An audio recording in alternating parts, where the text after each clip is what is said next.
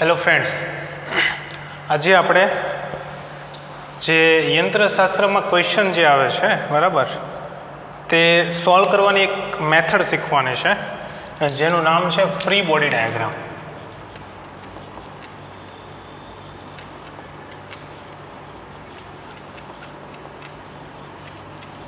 Free body diagram શોર્ટમાં કહેવાય છે FBD. ઓકે, તો શું છે અહીંયા? તો આપણે ઘણી વખત જ્યારે આપણે ગણતરી કરતા હોઈએ, મતલબ જે આપણને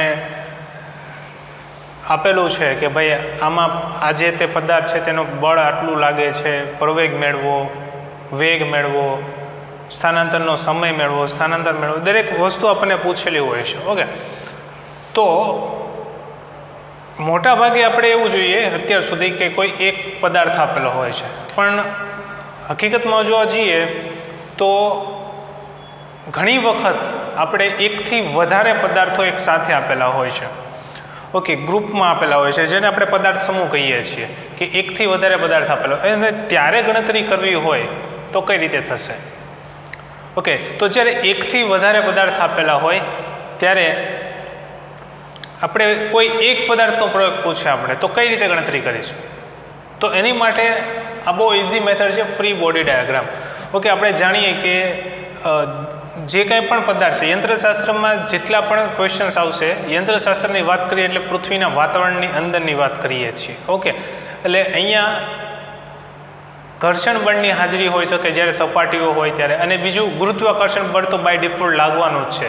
દળ ધરાવતા પદાર્થ હોય એટલે ગુરુત્વાકર્ષણ બળ લાગશે જ.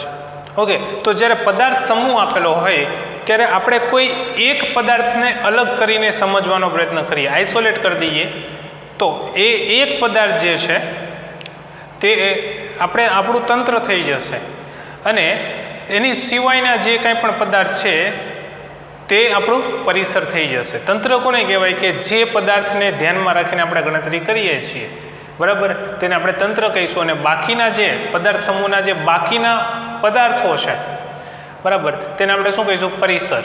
પ્લસ પરિસરમાં હજુ એક વસ્તુ એડ થશે કે જે આસપાસનું જે માધ્યમ છે, જો તે પણ બળ લગાવતું હોય તો એ પણ શું આવશે? પરિસરમાં. ઓકે, તો આપણે બહુ સિમ્પલ એક્ઝામ્પલથી સ્ટાર્ટ કરીએ, સ્ટેપ બાય સ્ટેપ, તો આપણને સમજ આવશે. ઓકે, ધારો કે આપણને આપણું ઉદાહરણ છે, આ છે લાસ્ટ એક્ઝામ્પલ છે, બરાબર. વચ્ચેના ટોપિક નથી કરાવતો એનું કારણ છે કે એ ટોપિક આપણે પછીથી લઈશું. પહેલાં આપણે FBD સમજવી વધારે મહત્ત્વની છે. ઓકે, આ જે મેથડ છે તે સમજીશું તો વધારે આપણને ઉપયોગી બનશે. તો આ આપણો એક એવું કીધું છે ફ્લોર છે, બરાબર, તેના પર એક 2 kgનો પદાર્થ મૂકેલો છે. ઓકે, તો સૌથી પહેલો અને સૌથી સિમ્પલ ક્વેશ્ચન એવો પૂછાય કે બ્લોક પર લાગતું ક્રિયા પ્રતિક્રિયા બળ મેળવો. ઓકે, તો સીધી વસ્તુ છે, ઘર્ષણ બળ તો લાગવાનું જ છે, એની સાથે સાથે જ્યારે સપાટીઓ સંપર્કમાં હોય ત્યારે કયું બળ લાગે? બીજું તો કે લંબ પ્રતિક્રિયા બળ લાગે. ઓકે, તો અહીંયા સૌથી પહેલું સ્ટેપ શું છે કે જ્યારે પણ તમને કોઈ પદાર્થનો પર લાગતું કુલ બળ મેળવવાનું કે, અથવા પ્રવેગ મેળવવાનું કે, અથવા સ્થિર છે અને એનો વેગ મેળવવાનો કે, એનું સ્થાનાંતર મેળવવાનું કે, તો આપણે અહીંયા શું કરવાનું? તો સૌથી પહેલાં જે પદાર્થ આપણી માટે મહત્ત્વનો છે તે પદાર્થને આઇસોલેટ કરી દો, મતલબ એક અલગ તરીકે દર્શાવી દો. અથવા આપણી પાસે જ્યારે પદાર્થ સમૂહ આપેલો હોય ત્યારે ઘણા બધા પદાર્થ આપેલા હોય તો દરેક પદાર્થને આપણે અલગ પાડી દઈએ. જેટલા પણ પદાર્થ છે બધાને શું કરી દેવાનું? અલગ પાડી દેવાનું. અને જેમ પદાર્થ સમૂહ માટે ગતિના નિયમો સાચા છે, એવી રીતે એક અલગ કરેલો પદાર્થ હોય તો એના માટે પણ ગતિના નિયમ સાચા જ છે. ઓકે, એટલે નિયમો લગાવવામાં કોઈ આપણને પ્રોબ્લેમ આવશે નહીં. તો શું કરવાનું? સૌથી પહેલું જે આપણને પદાર્થ સમૂહ આપેલો છે તેમાંથી કોઈ એક પદાર્થ છે, બરાબર, તેને આપણે અલગ પાડી દો. તો પહેલું સ્ટેપ શું છે? સ્ટેપ 1, જરૂરી એવા સૌથી પહેલું કામ કરવાનું છે કે આકૃતિ દોરવાની. જ્યારે ઘણી વખત આપણને આકૃતિ ન આપેલી હોય તો પહેલું કામ કરવાનું આકૃતિ દોરવી. બરાબર. સ્ટેપ 2 છે કે આકૃતિમાં જે પદાર્થ છે દરેક પદાર્થ પર લાગતા બળ દર્શાવો.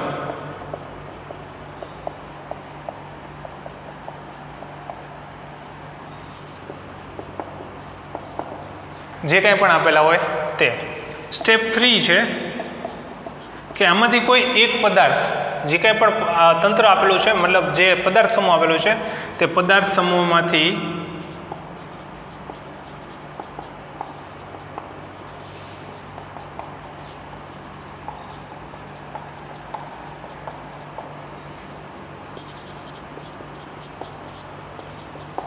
અલગ કરો અને દોરો. ઓકે, હવે અહીંયા બે કન્ડિશન થઈ. મોટા ભાગના બે ટાઈપના ક્વેશ્ચન આવશે. એક આવી રીતે બ્લોકનો સમૂહ હશે અને બીજો હશે કે દોરીવાળા. તો અહીંયા ખાસ ધ્યાન રાખવાનું, આપણી મેથડમાં આપેલું નથી પરંતુ આપણે અહીંયા ગણતરી માટે આ વસ્તુ ખાસ ધ્યાન રાખવાની કે દોરીવાળો હોય કે પદાર્થ સમૂહ હોય, બ્લોકનું તંત્ર હોય, જે ખુલ્લા છેડા પર હોય, મતલબ જે ઓપન હોય, એક બાજુથી ઓપન હોય, બરાબર, તેવા પદાર્થને પહેલાં પ્રિફર કરવાનું.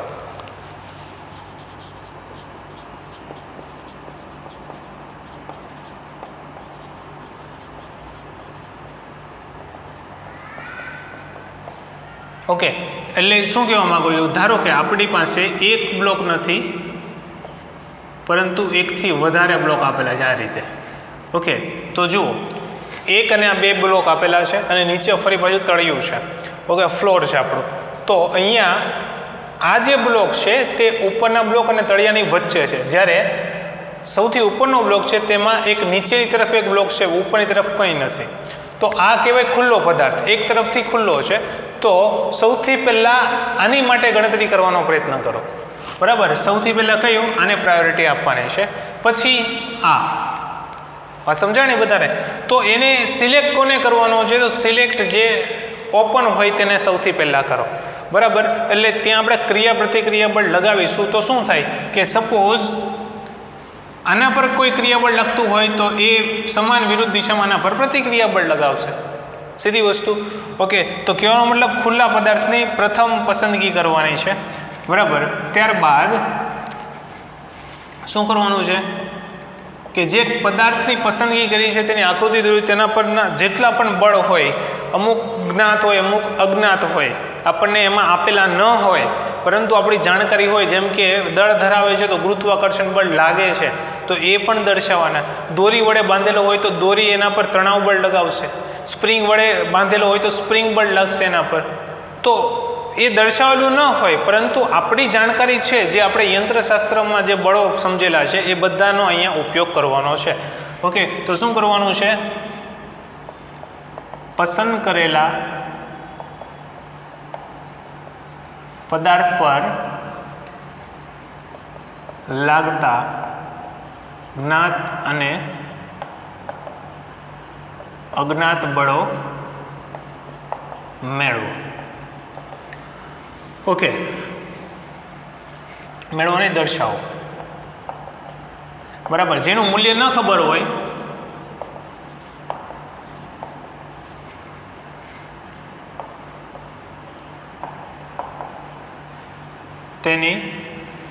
તેને પણ દર્શાવો અને મેળવો. અને છેલ્લું સ્ટેપ છે કે જો જરૂર પડે તો બીજા પદાર્થની પણ ફ્રી બોડી ડાયાગ્રામ દોરો. બરાબર, જે આ તમે દોરશો પદાર્થ સમૂહમાંથી કોઈ એક પદાર્થને અલગ કરો અને દોરો તો એ શું થઈ ગયું આપણું ફ્રી બોડી ડાયાગ્રામ.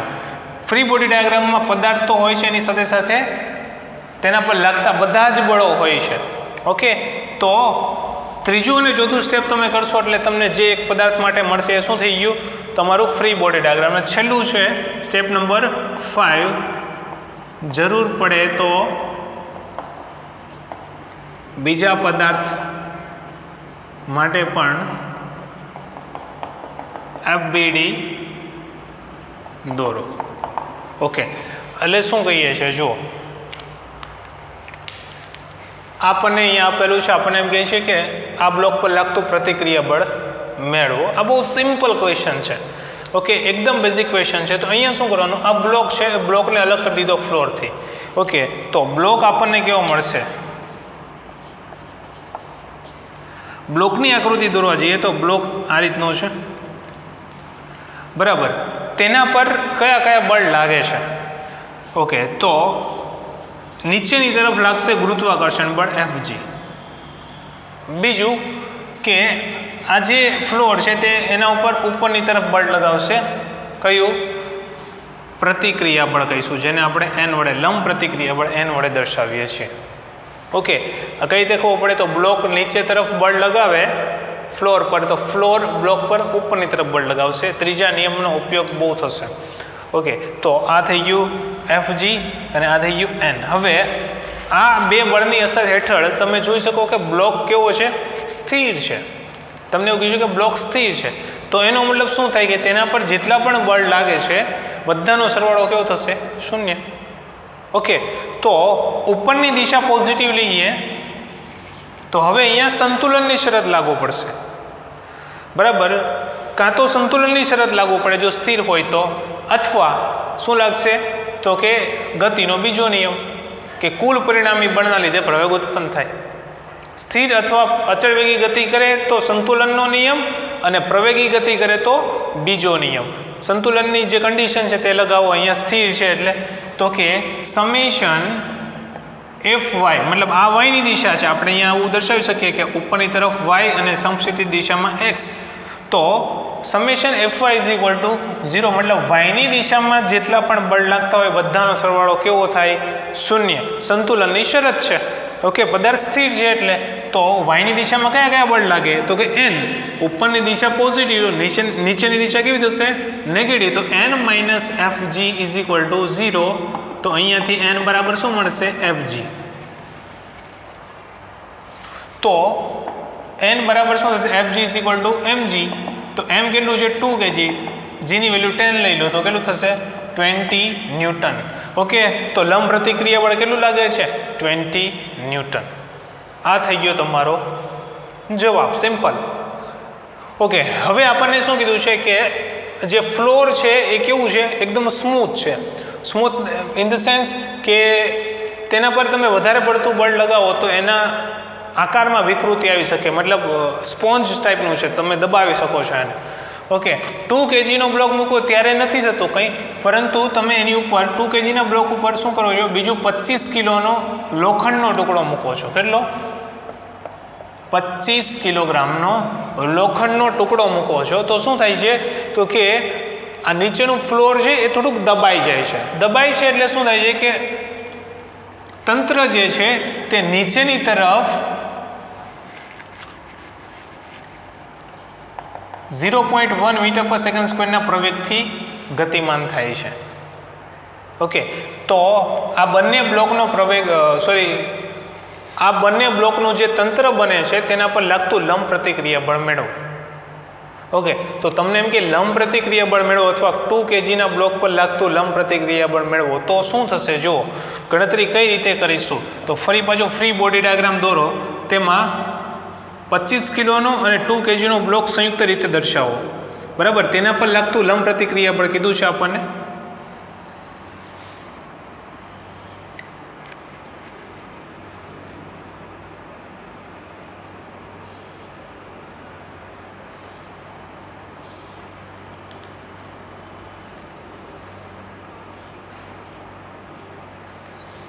ઓકે, આ રીતનું છે આપણું તંત્ર.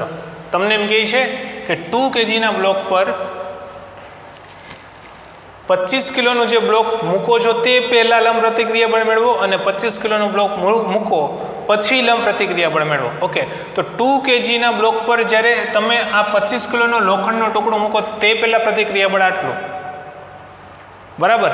હવે મૂક્યા પછીનું પ્રતિક્રિયા બળ કેટલું, તો આ સંયુક્ત તંત્રનું દળ કેટલું થશે, 27. ઓકે, તો નીચેની તરફ કેટલું બળ લાગશે, તો કે ગુરુત્વાકર્ષણ બળ.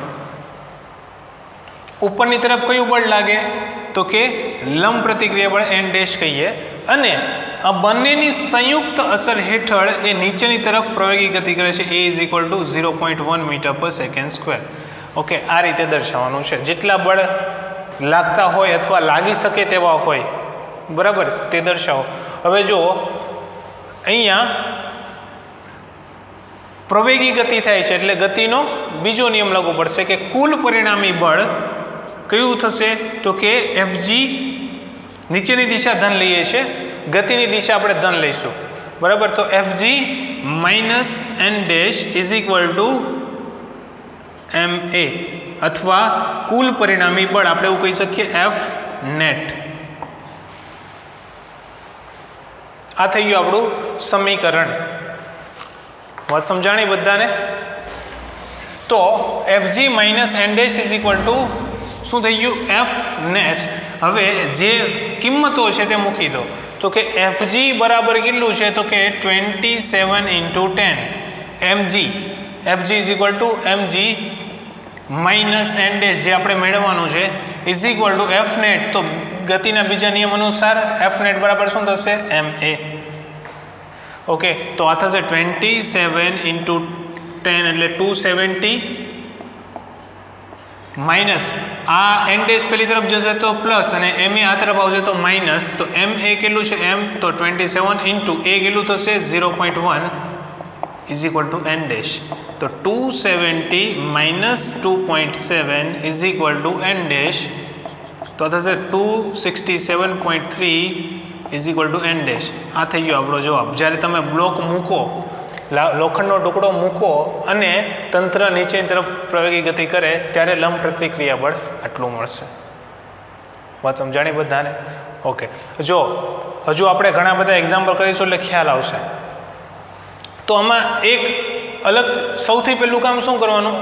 જે નોર્મલ કન્ડિશન આપેલી છે તેની આકૃતિ દોરો, પછી તેના પર લાગતા જે બળ બતાવેલા હોય તે બળ દર્શાવી દો. પછી શું કરવાનું કે તમને જે જરૂરી લાગે તે કોઈ એક બ્લોકને પસંદ કરો, બરાબર. કોઈ એક પદાર્થને પસંદ કરો જે જરૂરી લાગે. મોટા ભાગે જે ખુલ્લા છેડાવાળો પદાર્થ હોય તેને પસંદ કરો. પછી ખુલ્લા છેડાવાળો પદાર્થ છે તેને પસંદ કરીને શું કરો છો તમે? તો કે એના પર લાગતા બધા બળ જ્ઞાત અજ્ઞાત મતલબ જે બતાવેલા ન હોય તે પણ દર્શાવો, અને જેનું મૂલ્ય તમને ન ખબર હોય તેની ફક્ત સંજ્ઞા મૂકીને છોડી દો, જેમ આપણે અહીંયા n ડેશ કરી દીધું, બરાબર. અને પછી શું કરો કે જે શરત આપેલી છે પ્રવેગી ગતિ થતી હોય તો બીજો નિયમ, અને સ્થિર કે અચળવેગી ગતિ એટલે કે સંતુલનમાં હોય તો સંતુલનની જે કન્ડિશન છે તે મૂકો, એટલે તમને પરિણામ મળશે. ઓકે, દળ ધરાવતા પદાર્થો તો પસંદ કરી શકીએ છીએ. આ સિવાયનો એક પદાર્થ મતલબ એક પોઈન્ટ પસંદ કરી શકીએ કે જે પોઈન્ટ સંતુલનમાં હોય. જ્યારે દોરીવાળો ક્વેશ્ચન આવશે ત્યારે તમારે યાદ રાખજો, અલગથી નોંધ કરી લેજો કે દોરીવાળો પદાર્થ આવે ત્યારે દોરીનું કોઈ એક બિંદુ જો સંતુલનમાં હોય બાહ્ય બળોની અસર હેઠળ, તો એ પોઈન્ટને પણ આપણે અલગથી ફ્રી બોડી ડાયાગ્રામ ડ્રો કરી શકીએ છીએ. ઓકે, તો એ કઈ રીતે થશે, એ પરિણામ કઈ રીતે મેળવીશું, ગણતરી કઈ રીતે કરીશું, તો એના જે બીજા ઘણા બધા ક્વેશ્ચન આપેલા છે, બરાબર. તો એ 1 by 1 ક્વેશ્ચન લઈએ એટલે આપણને વધારે આઈડિયા આવશે. ઓકે, હવે જુઓ, આપણને એક્ઝામ્પલ 5.6 આપેલું છે. એમાં શું કહ્યું? આકૃતિમાં દર્શાવ્યા અનુસાર 6 kg દળને 2 મીટર લંબાઈના દોરડા વડે લટકાવેલ છે. ઓકે, આ 2 મીટરનું લંબાઈનું દોરડું છે. દોરડાના મધ્ય બિંદુ P, એટલે આ P બિંદુ આપેલો છે આપણને. ઓકે, મધ્ય બિંદુ P એ 50 ન્યૂટનનું એક બળ સમક્ષ દિશામાં દર્શાવવા મુજબ લગાડવામાં આવે છે, મતલબ આ દિશામાં લગાવો છો. ઓકે, પહેલાં દોરડું કઈ રીતે હતું? તો કે દોરડું આપણે સિમ્પલ સીધું હતું, સામાન્ય રીતે લટકાવે રીતે. હવે તમે અહીંયાથી ખેંચો મધ્ય બિંદુએથી તો તમને પરિસ્થિતિ આ મળશે. સંતુલન સ્થિતિમાં, જો સંતુલનની સ્થિતિ કીધી છે એટલે કોઈ પણ પદાર્થ ગતિમાં નથી. સંતુલન સ્થિતિમાં દોરડું ઉધ્વ દિશા સાથે કેટલો કોણ બનાવશે, મતલબ આ થીટા મેળવવાનો છે. તો અહીંયા શું કરવાનું? થીટા મેળવવા આપણે શું કરીશું? તો કે સિમ્પલ FBD દોરો, એનાલિસિસ કરવાનું, કે જે કંઈ પણ કન્ડિશન આપેલી છે તેની એનાલિસિસ કરો. તો મેં તમને એવું કીધું હતું કે આમાંથી જેટલા પણ ભાગ પડતા હોય બધાને શું કરવાનું છે? આપણે અલગ દોરવાના છે. ઓકે, હવે આવા ભાગમાં શું હોય છે, મોટા ભાગે દળ ધરાવતા પદાર્થ જે બ્લોક હોય છે તેને ડ્રો કરવાનો. તો એક બ્લોક આવશે. બીજું હતું સંતુલનનું. દોરીવાળું હોય ત્યારે સંતુલનનું એક બિંદુ હોઈ શકે, બધી વખતે હોય તો જરૂરી નથી, પરંતુ અહીંયા છે. તો પી પોઈન્ટને પણ તમારે અલગથી એફબીડી ડ્રો કરવાની. ઓકે, તો એફબીડી ડ્રો કરવા સૌથી પહેલું કામ શું કરશો? તો જુઓ, 6 kg પદાર્થનો બ્લોક લઈ લો, તેના પર લાગતા જેટલા પણ બળ છે તે દર્શાવો. તો 6 kg નો જે આ બ્લોક છે, બરાબર, તેના પર નીચેની તરફ બળ લાગે છે. કયું? ગુરુત્વાકર્ષણ બળ. ઓકે, બીજું કે આ જે ગુરુત્વાકર્ષણ બળ નીચેની તરફ લાગે છે, એટલે એના લીધે શું થશે? એ નીચે જવાનો પ્રયત્ન કરશે, એટલે દોરીમાં તણાવ ઉત્પન્ન થાય. દોરીમાં જે તણાવ ઉત્પન્ન થાય છે તેના લીધે શું થશે? દોરી બ્લોકને ઉપરની તરફ ખેંચવાનો પ્રયત્ન કરશે, નહીં કે નીચેની તરફ. ઓકે, તો દોરીના લીધે તણાવ બળ જે છે તે ઉપરની તરફ લાગશે, તેને આપણે ટી વડે દર્શાવીએ. ઓકે, દોરીમાં ઉદ્ભવતું તણાવ બળ ટી થશે. તો અહીંયા આપણે દર્શાવી શકીએ કે દોરી જે છે તે બ્લોકને ઉપરની તરફ ખેંચે છે અને આ બિંદુને નીચેની તરફ ખેંચે છે. આ થઈ ગયું તમારું તણાવ બળ ટી. ઓકે, તો આ ફ્રી બોડી ડાયાગ્રામ થઈ ગઈ કોની? તો કે 6 kg બ્લોકની. હવે પી બિંદુ જે સંતુલનનું બિંદુ છે ત્યાં પણ કંઈક બળ લાગશે. તો સંતુલનનું જે બિંદુ છે પી પર લાગતા જેટલા પણ બળ છે તે દર્શાવો. તો શું થશે? દોરીમાં ઉદ્ભવતું તણાવ બળ બિંદુ બી ને નીચેની તરફ ખેંચવાનો પ્રયત્ન કરશે, એટલે આ થઈ ગયું તમારું ટી. ઓકે, ત્યારબાદ 50 ન્યૂટન બળ જે છે તે દોરી જે પી બિંદુ પર આ તરફ લાગે સંસ્કૃતિ દિશામાં, એટલે આ થઈ ગયું તમારું 50 ન્યૂટન બળ જે તમને આપેલું જ છે. આ સિવાય દોરી ફ્લોર સાથે બાંધેલી છે. ઓકે, એટલે 50 ન્યૂટન બળ શું કરે? તો કે દોરીને આ તરફ ખેંચવાનો પ્રયત્ન કરશે, આ તરફ. ઓકે, એટલે દોરી શું કરશે? પ્રતિક્રિયા બળ તરીકે પી બિંદુને આ તરફ ઉપરની તરફ લઈ જવાનો પ્રયત્ન કરશે અને આ જે ઉપરનું છત જે છે તેને દોરી નીચેની તરફ ખેંચશે. હવે જુઓ, તણાવ બળ એટલે એક્ઝેક્ટલી નીચેની તરફ નહીં લાગે, પરંતુ દોરીની દિશામાં લાગશે, એટલું વસ્તુ યાદ રાખજો. તો દોરી જે છે તે છતને આ તરફ ખેંચવાનો, નીચેની તરફ ખેંચવાનો પ્રયત્ન કરશે, એટલે દોરીમાં ઉદ્ભવતું તણાવ બળ શું કરશે? તો કે એ તણાવ બળ નીચેની તરફ ખેંચવાનો પ્રયત્ન કરે છે. ઓકે, એટલે છત જે છે તેને ઉપરની તરફ ખેંચવાનો પ્રયત્ન કરશે. બીજું કે આ તણાવ બળથી આ અલગ છે, કારણ કે વચ્ચે એક બળ લાગે છે, એટલે આપણે આને ટી ડેશ તરીકે દર્શાવીશું. ઓકે, તો પી બિંદુ પર કયા કયા બળ લાગશે? તો કે ટી નીચેની તરફ 50 સમક્ષિતિ દિશામાં અને ટી ડેશ આ રીતે લાગશે. ટી ડેશ, બરાબર. અને આ જે ખૂણો છે એ થઈ ગયો તમારો થીટા. આટલા બળ લાગે છે. ઓકે, તો હવે ગણતરી કઈ રીતે કરવી, કઈ રીતે કરશું? તો બહુ સિમ્પલ છે કે સંતુલનમાં છે. ઓકે, તો બ્લોક માટે બ્લોક સંતુલનમાં હોવાથી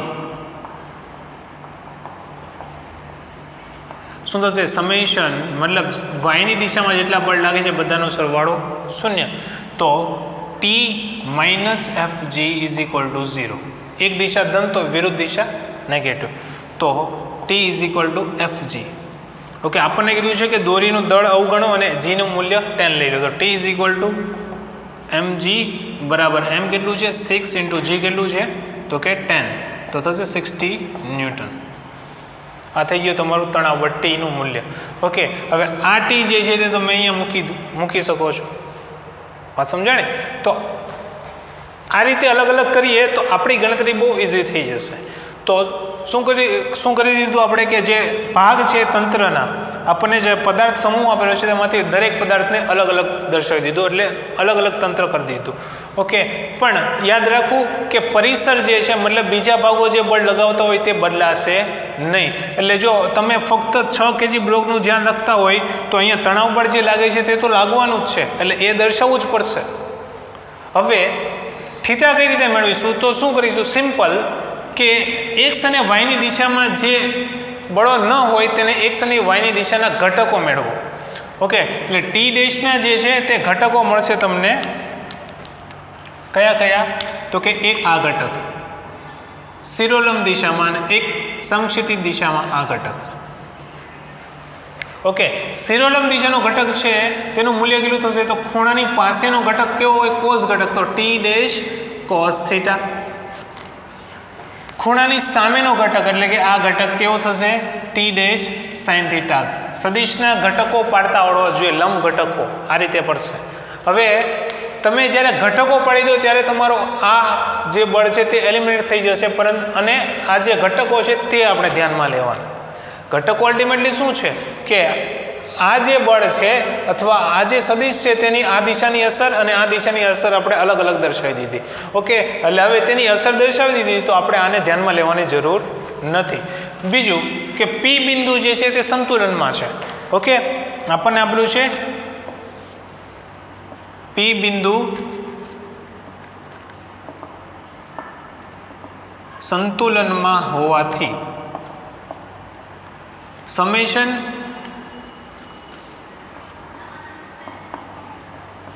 Fx = 0, મતલબ x ની દિશામાં જેટલા બળ લાગે છે બધાનો સરવાળો કેવો? 0. તો તમે એવું કહી શકો કે 50 - t dash sin theta = 0. Okay, તો અહીંયાથી મળશે 50 = t ડેશ sin થીટા અથવા આને એવું લખી શકીએ t ડેશ sin થીટા = 50. આ થઈ ગયું આપણું સમીકરણ નંબર 1. એવી રીતે સમેશન Fy = પણ શું થશે? 0, કારણ કે સંતુલનમાં છે એટલે અધિક શરતો લગાવી દો. બરાબર, તો અહીંયા શું થશે? t dash cos theta - t = 0. તો કે t dash cos theta = t. તો t ની કિંમત શું મળી આપણને? 60. તો t dash cos theta = 60 newton. આ થઈ ગયું આપણું સમીકરણ નંબર 2. સમજાણું શું કરવાનું? જેટલા પદાર્થ છે બધાને અલગ અલગ દર્શાવો, પછી જેટલા અજ્ઞાત છે બધાને મેળવવાનો પ્રયત્ન કરો, એટલે આપણને એક રસ્તો મળશે. આની જેટલી તમે પ્રેક્ટિસ કરશો એટલા તમને આ ઇઝીલી આવડશે. ઓકે, આનો જ ક્વેશ્ચન આવશે તમારે. બરાબર, અને આનો ઉપયોગ તમારે આવનારા ચેપ્ટર્સમાં બી થશે, 12થમાં બી થશે, એટલે આ મેથડ આવડવી જરૂરી છે. Okay, t dash cos theta = 60 newton મળી ગયું. હવે થીટા મેળવવું છે તો શું કરીશું? આપણી પાસે બે સમીકરણ છે, બંનેનો તમે ભાગાકાર કરી દેશો તો તમને t ડેશ એલિમિનેટ થઈ જશે. હવે જો સમીકરણો સોલ્વ કરવાની મેથડ પણ ડેવલપ કરવાની છે, એકથી વધારે ટ્રાય કરવાની. આપણે 9th 10thમાં કરતા હતા એના જેવું છે, પણ થોડુંક અહીંયા કેવું હશે કે જે અજ્ઞાત રાશિઓ છે, જેમ આપણે xy આવતો એમ અહીંયા t ને થીટા ને એવું બધું આવે છે. તો અજ્ઞાત રાશિઓ છે તેમાંથી કોઈ એકને હટાવવાનો પ્રયત્ન કરવાનો હંમેશા સમીકરણમાંથી. આપેલા સમીકરણોનો ઉપયોગ કરીને અજ્ઞાત રાશિઓને હટાવવાનો પ્રયત્ન કરો એટલે શું થશે? તમને જવાબ મળશે. બંનેનો ભાગાકાર કરો તો શું થશે? જુઓ, તો t dash sin theta upon ભાગાકાર કરવાનો મતલબ જમણી બાજુઓનો ભાગાકાર અને ડાબી બાજુઓનો ભાગાકાર કરો તો થશે t dash sin theta upon t dash cos theta = 50/60. તો આ t ડેશ કટ થઈ ગયો તો શું મળ્યું? sin theta upon cos theta tan theta = 5/6. તો થીટાની કિંમત મળી ગઈ તમને tan ઇન્વર્સ 5/6. સમજાણો બધાને? ઓકે, તો શું કરવાનું? સિમ્પલ છે કે જેટલા પદાર્થ છે બધાની ફ્રી બોડી ડાયાગ્રામ ડ્રો કરવાની. ફ્રી બોડી ડાયાગ્રામમાં શું હોય છે કે એ પદાર્થને આપણે અલગ કરી દીધો, અલગ કરીને એના પર લાગતા બળો દર્શાવો, જે આપણને આપેલા હોય તે પણ દર્શાવો અને જે ન આપેલા હોય પરંતુ આપણી જાણકારી અનુસાર લાગતા હોય તે પણ દર્શાવો. બરાબર છે? જેમ કે દોરીનું તણાવ બળ નથી આપેલું, પરંતુ આપણી જાણકારી છે કે દોરી જે છે તમે જ્યારે તેને આ રીતે બળ લગાવો એટલે દોરીમાં તણાવ બળ ઉત્પન્ન થાય ને થાય જ. તો જ્યારે દોરીમાં તણાવ બળ ઉત્પન્ન થાય તો એ દોરીમાં તણાવ બળ પણ દર્શાવો. તો બ્લોક જો દોરીને નીચે તરફ ખેંચે તો દોરી બ્લોકને ઉપરની તરફ ખેંચે. બીજું કે આ જે 50 ન્યૂટન બળ છે તે શું કરે છે? દોરીને ઉપરની તરફ ખેંચવાનો પ્રયત્ન કરશે. ઓકે, તો દોરી તેને નીચેની તરફ ખેંચવાનો પ્રયત્ન કરશે. દરેક કન્ડિશનમાં આ જે પરિસ્થિતિ આપેલી છે તે દર્શાવો એટલે આપણી ગણતરી ઇઝી થઈ જશે. કયા કયા બ્લોક લેવાના, કયા કયા પદાર્થ લેવાના, તો સિમ્પલ દળ ધરાવતા પદાર્થો બધા જ આવશે ગણતરીમાં. એની સાથે સંતુલનના બિંદુઓ પણ આવશે. સંતુલનના બિંદુઓ દોરીવાળા ક્વેશ્ચનમાં આવી શકે છે.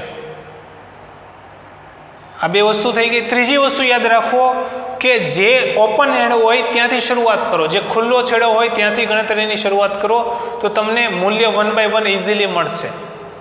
વાત સમજાણી બધાને? ઓકે.